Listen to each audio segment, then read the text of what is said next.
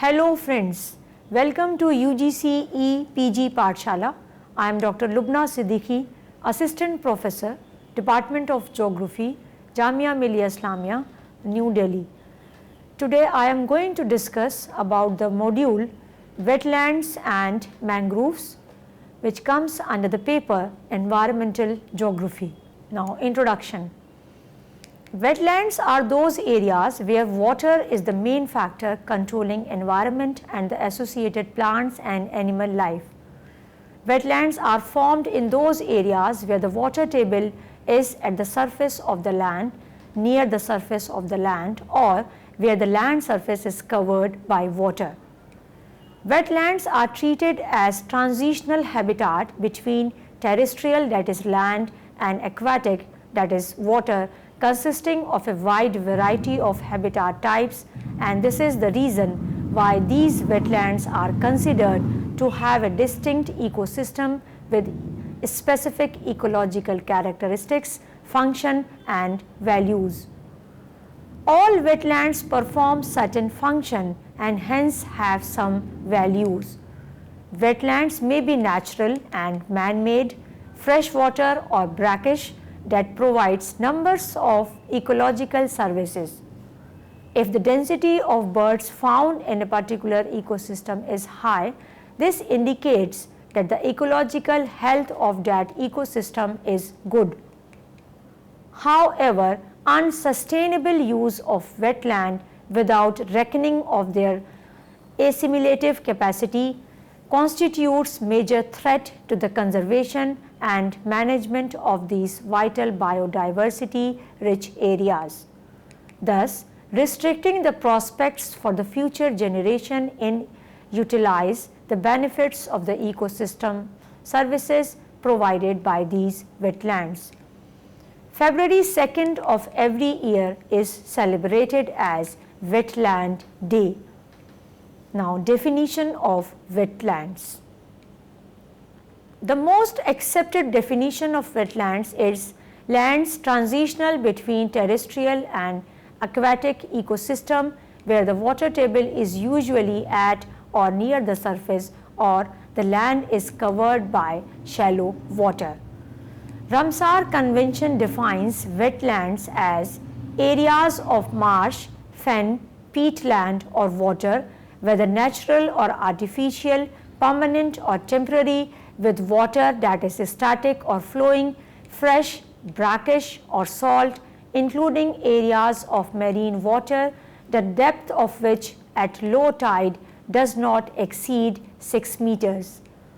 This includes all inland waters such as lakes, reservoirs, tanks, backwaters, lagoon, creeks, estuaries and man-made wetland and the zone of direct influence on wetland, that is to say the drainage area or catchment region of the wetlands as determined by the authority but does not include main river channels, paddy fields and coastal wetlands. Now, importance and significance of wetlands. Wetlands plays very important role in the hydrological cycle.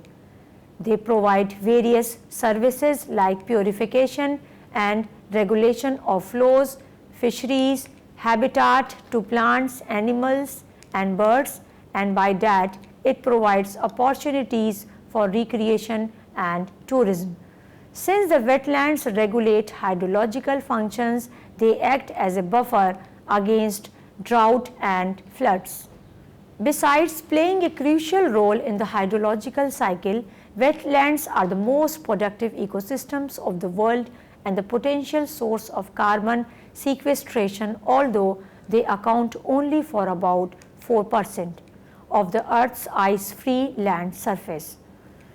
Wetlands absorbs and restore water in monsoon and by that they reduce the risk of floods, whereas in winter and summer wetlands gradually release water and hence ensure its availability to surrounding and downstream areas.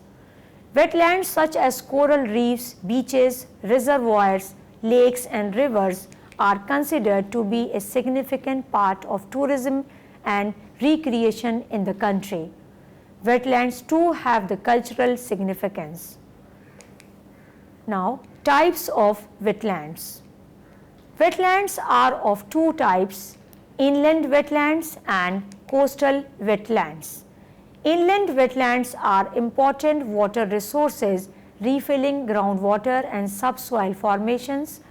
Coastal wetlands include mangroves and coral reefs, and they often function as natural obstructor against saltwater intrusion, and by that protects coastal land and inland water habitats. Wetlands are the source of life. World's biodiversity depends upon wetlands and is highly linked with them. That includes many endangered and migratory species.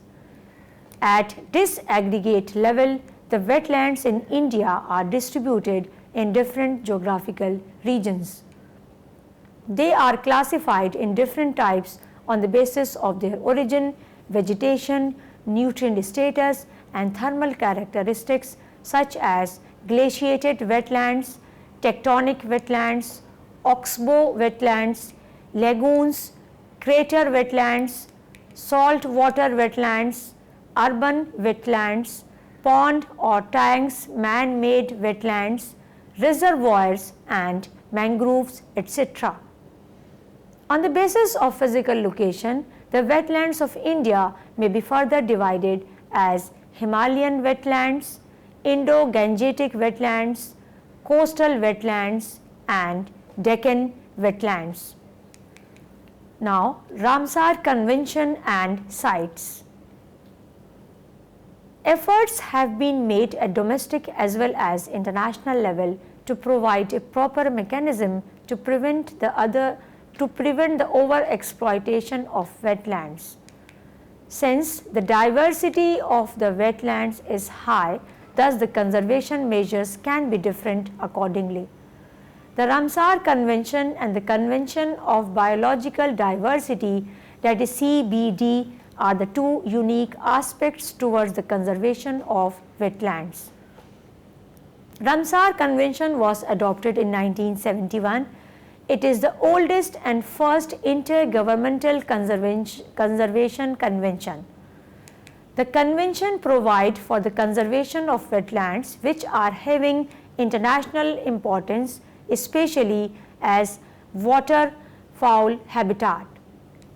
It came into being due to serious decline in population of waterfowl and need for conservation of habitats of migratory waterfowl. The convention also provides the framework for national action and international cooperation for the conservation and wise use of wetlands and its resources, including biodiversity. The Ramsar Convention entered into force in 1975, and from all over the world, contracting parties joined it.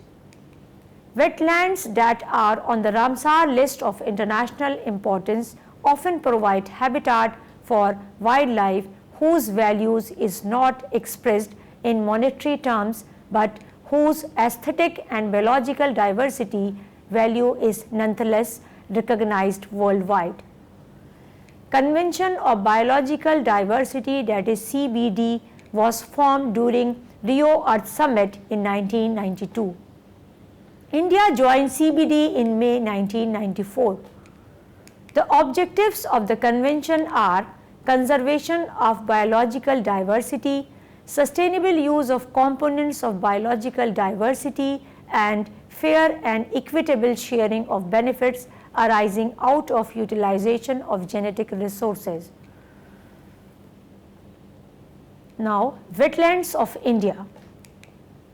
According to National Wetland Atlas 2011, India has more than 2 lakhs wetland greater than 2.5 hectare area and about 5.5 lakh less than 2.5 hectares. The extent of wetlands has been estimated to be 15.26 million hectare. The inland wetlands account for 69.22%, that is 10.56 million hectares, whereas The coastal wetlands account for 27.13%, that is 4.14 million hectares, and other wetlands 4%. Around 50% of the Earth's wetlands are estimated to already have disappeared worldwide over the last 100 years. In terms of the proportion of the geographical area, Gujarat has the highest proportion, that is 17.5%, and Mizoram has the lowest proportion, that is 0.66% of the area under wetland. The table 1 and figure 1 shows the state-wise wetlands of international importance under Ramsar Convention.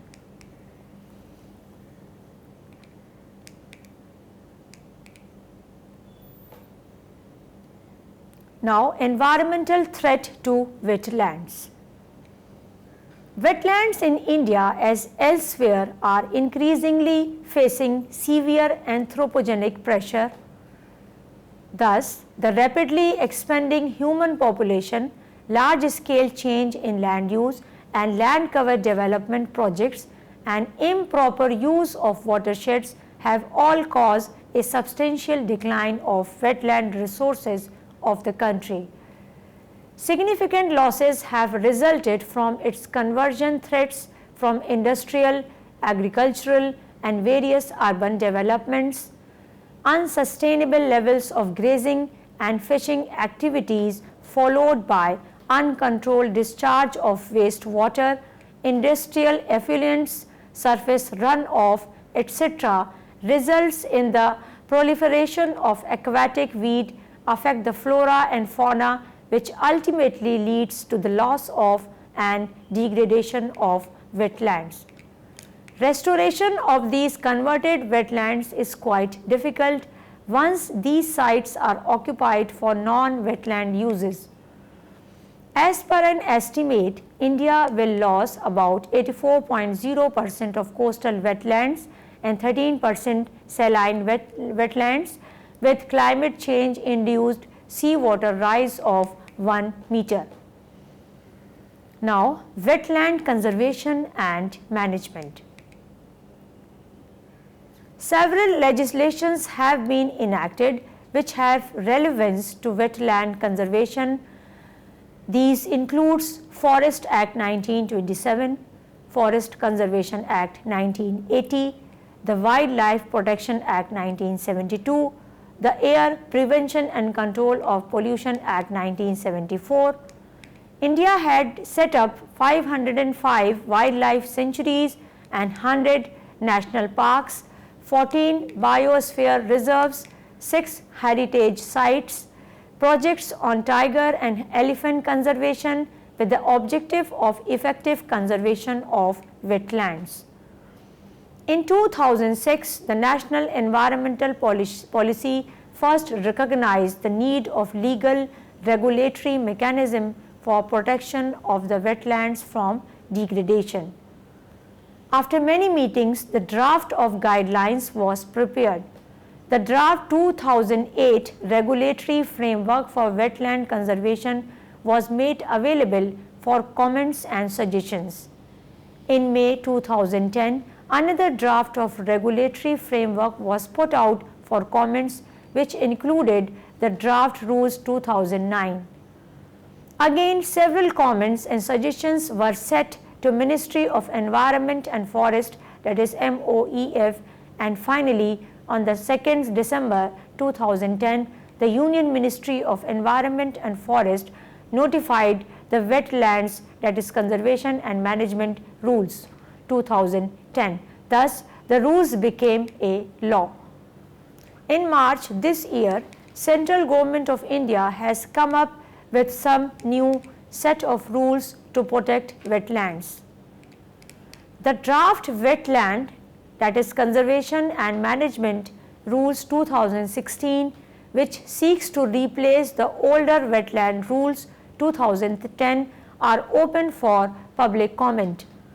One of the reasons cited for bringing in the new rules has been ineffective implementation of the 2010 rules. Now, conclusion. Wetlands are amongst the most productive ecosystems on the earth. Historically, they have been at the center of evolution of human civilization for millennia, as they are means of precious ecological goods and services. The conservation of wetlands is very important, by that the ecosystem can be balanced. The decreasing number of wetlands led to the evolution of various legal conventions with major aim to conserve the wetlands. Figure 1 shows major wetlands of international importance under Ramsar Convention.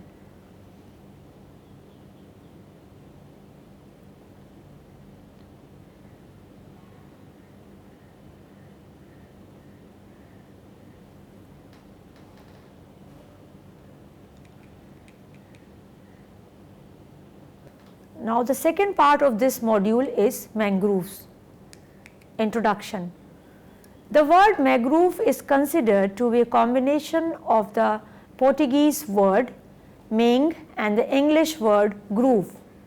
The term mangroves refer to an ecological group of halophytic, that is, mangroves are salt tolerant plants of tropical and subtropical intertidal regions of the world.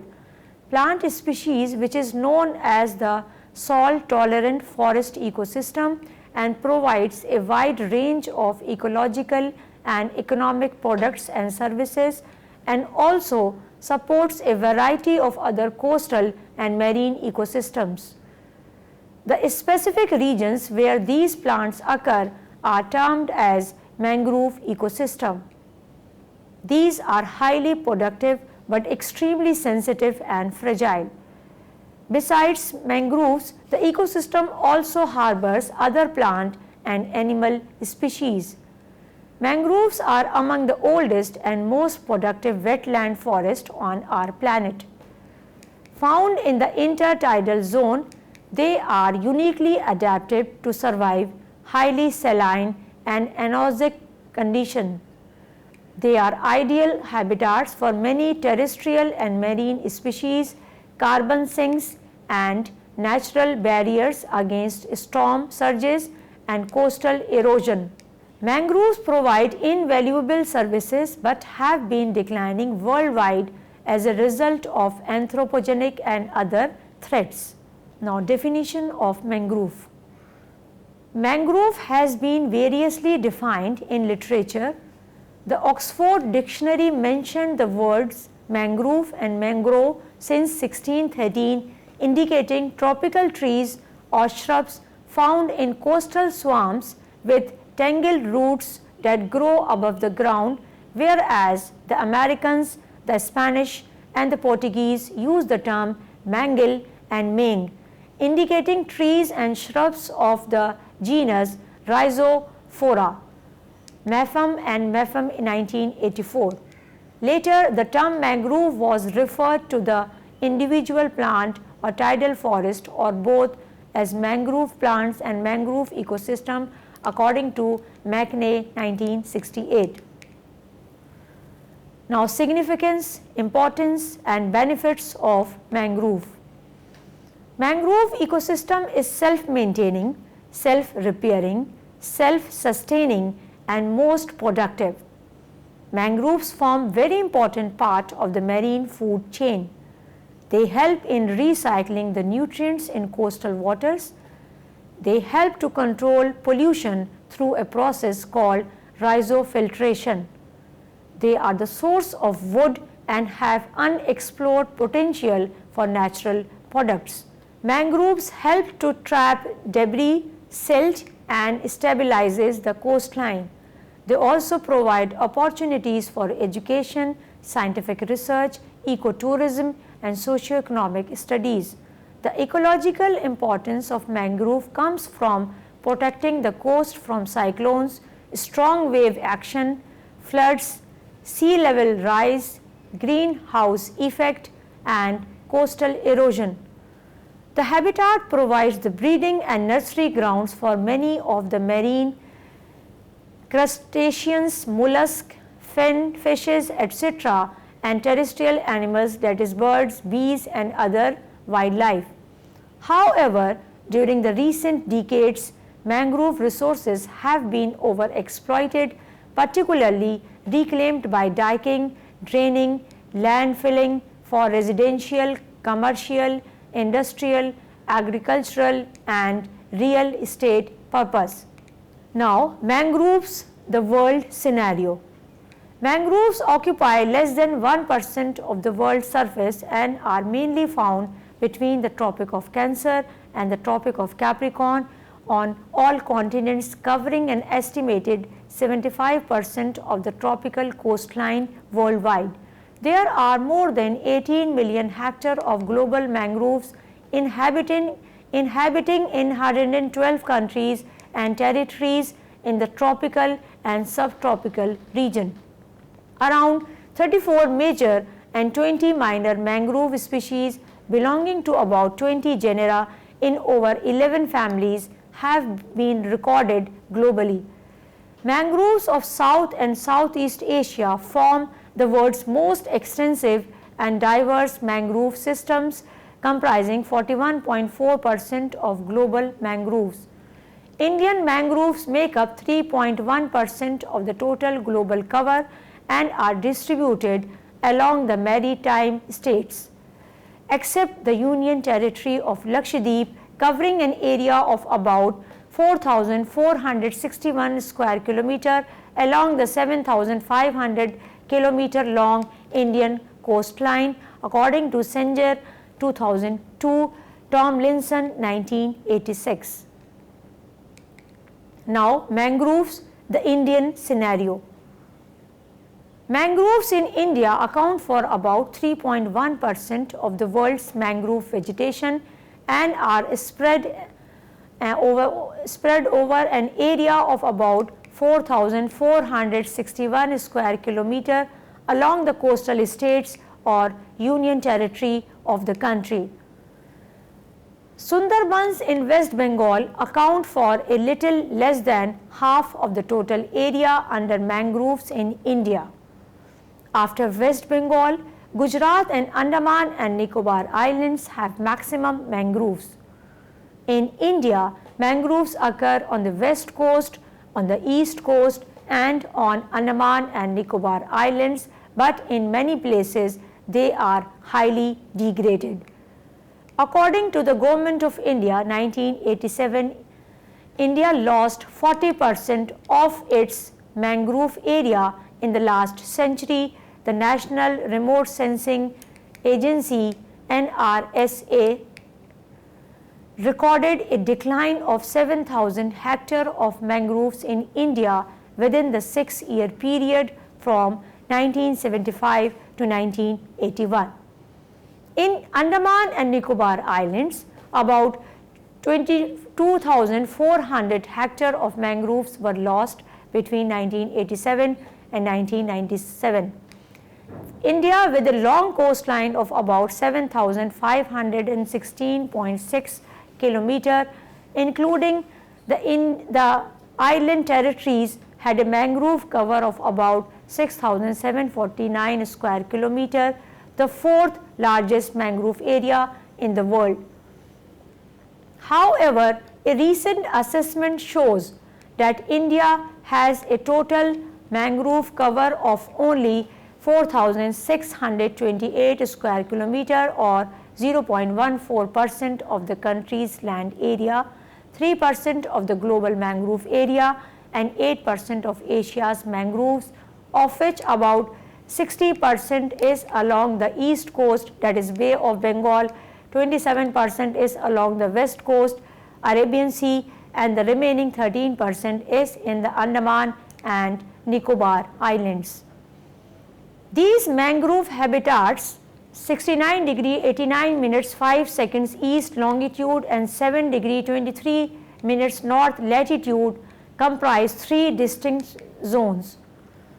East coast habitats having a coastline of about 2,700 km facing Bay of Bengal, west coast habitats with a coastline of about 3,000 km facing Arabian Sea, and island territories with about 1816.6 km coastline.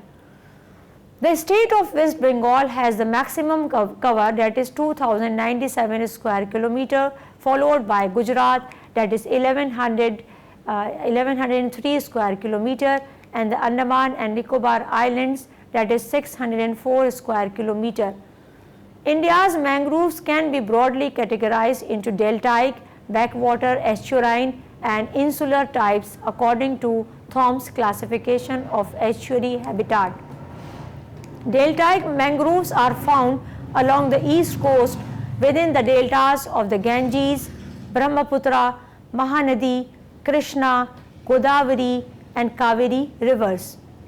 Estuarine mangroves are found on the west coast in the estuaries of the Indus, Narmada and Tapti rivers.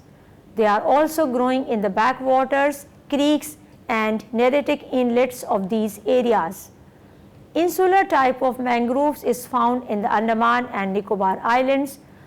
The table 2 shows the state-wise list of major mangrove sites of the country. Figure 1 shows the distribution of major mangrove regions in India. Now, flora and fauna of mangrove ecosystem in India. The mangrove in India is home to numerous species of flora and fauna, and the presence of mangrove ecosystems on coastline can save lives and property during natural hazards like cyclones, tsunami, storm surges and erosion as well. The mangrove in India is home to a large number of over 1600 plant and 3700 animal species.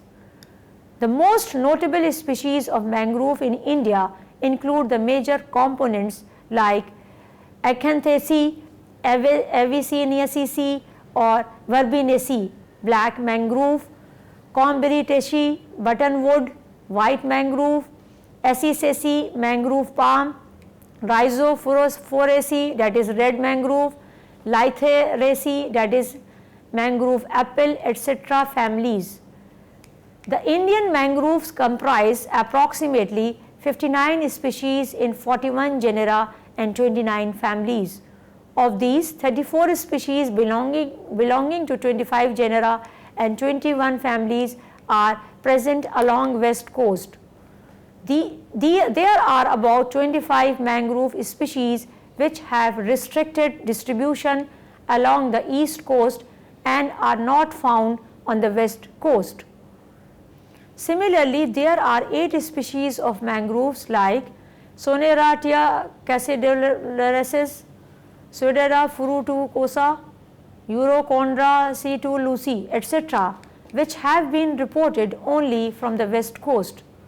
There are approximately 16 mangrove species reported from the Gujarat coast, while Maharashtra has about 20 species, Goa 14 species and Karnataka 10.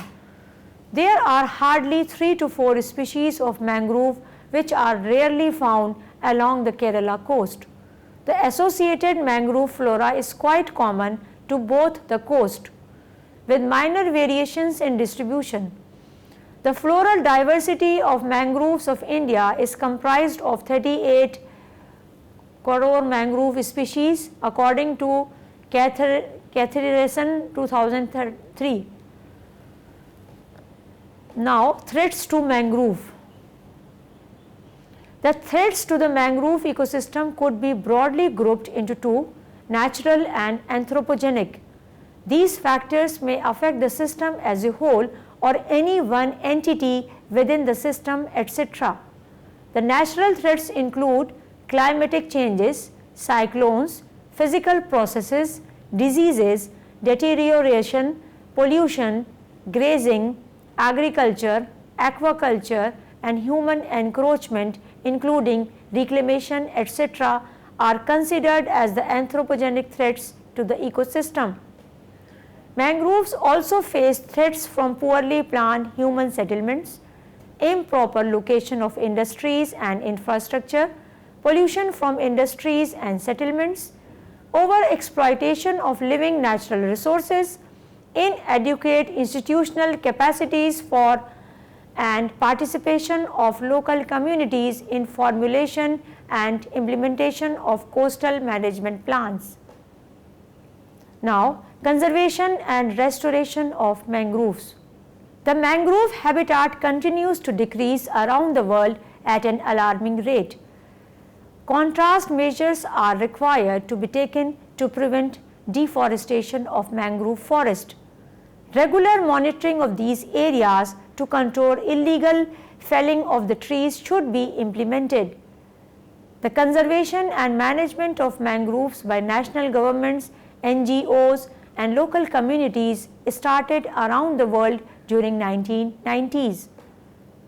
Government of India declared these areas as ecologically sensitive areas under the Environment, that is Protection Act 1986, putting a ban on their exploitation, and by the CRZ notification 1991 prohibited development activities and disposal of waste in these areas. Need for policies and interventions became necessary in many countries as they virtually had no policies for management of mangroves or failed in enforcing the conservation policies and protection measures. The major breakthrough for the development and restoration of mangroves started since 2005 when tsunami struck the Indian Oceans on 26 December 2004. But the concern of Government of India for the conservation of forest and wildlife was clearly visible by a 1976 amendment to the Indian Constitution, which states that it shall be the duty of every citizen of India to protect and improve the natural environment, including forest, lakes, rivers and wildlife. The Government of India has set up the National Mangrove Committee in the Ministry of Environment and Forest, New Delhi in 1976 to advise the government about the conservation and development. This committee put forward certain schemes for conservation such as identification of selected mangrove areas for conservation, preparation of a management plan, promotion of research, adoption of multidisciplinary approach involving state governments, universities, research institutions and NGOs. Then in 1979, the National Mangrove Committee further recommended the nationwide mapping of mangrove areas, quantitative surveys of areas, rate of growth of forest trees, assessment of suitable sites for reserve forest, afforestation of degraded mangrove areas, study of management methods, the ecology of mangroves, their flora and fauna, their microbiology and the biochemistry of organic matter and sediments. Ministry had made a plan scheme for conservation and management of mangroves in 1986 and constituted National Committee to advise the government on relevant policies and programs. Due to their recommendations, 15 mangrove areas in the country were identified for intensive conservation. Even before the year 2005, when tsunami struck the coast of India, the initiative was also taken by MSSRF, that is MS Swaminathan Research Foundation.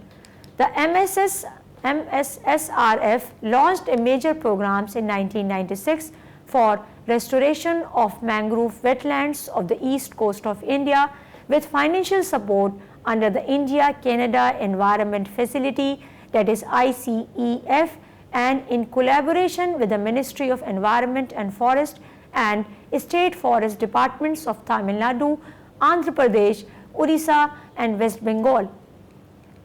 India recorded a net increase of 23.34 square kilometer of mangrove cover between 2009 and 2011 thanks to efforts of one of the most industrialized states, that is Gujarat, in planning and regenerating the ecosystem rich in biodiversity. Now, conclusions and suggestions.